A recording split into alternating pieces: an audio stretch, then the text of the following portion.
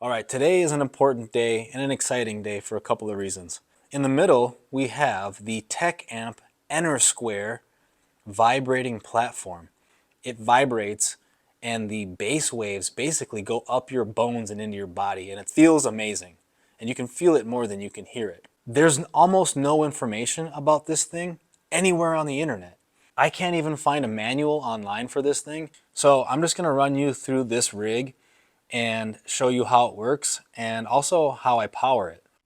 So the first slide here is just a brief history of TecAmp. You can read through that, but essentially TecAmp kind of went defunct when some of the administrators parted ways in 2016. So here's the complete rig. On the left side, we've got our Yamaha bass guitar, and that goes over to our pedal board. And connected to that pedal board, we have headphones. And then from the pedal board, we go into the NU3000 two-channel Pro Audio amplifier. And then from the amplifier, we go over to the TecAmp ES30.5 Enersquare. This is the medium-size platform that TecAmp produced in the mid-2000s. Here's our pedal board here. The line in comes on the right side to the chorus pedal and comes out on the left pedal.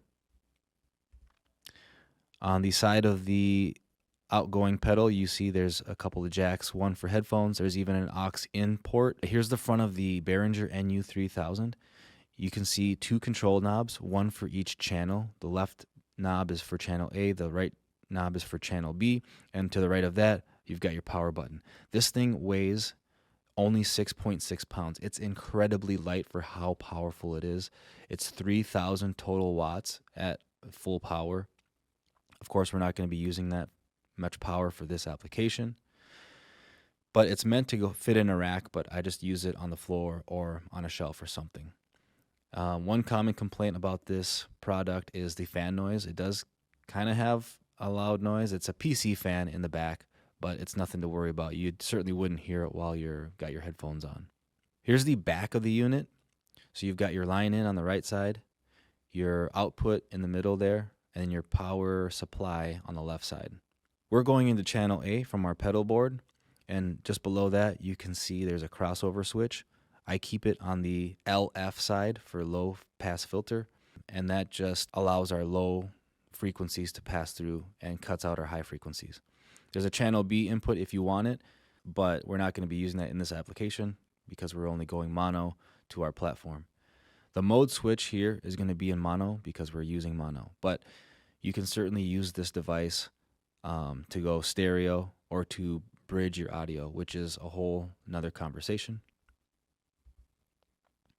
Here's a closer look at the output. Now what you're looking at is a speak-on connector, and that is the NL2 speak-on connector that or cable that you're going to need for this application.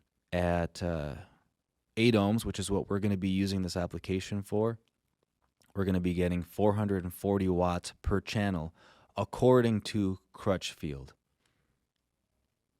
So we can basically max this thing out using our Enersquare platform and not have to worry about damaging anything as far as I know. Here's some model information that's on the left side of the back of the unit. You can see the date code says 1507, which probably means it was produced in July of 2015, but I do believe this product was introduced in the early 2010s.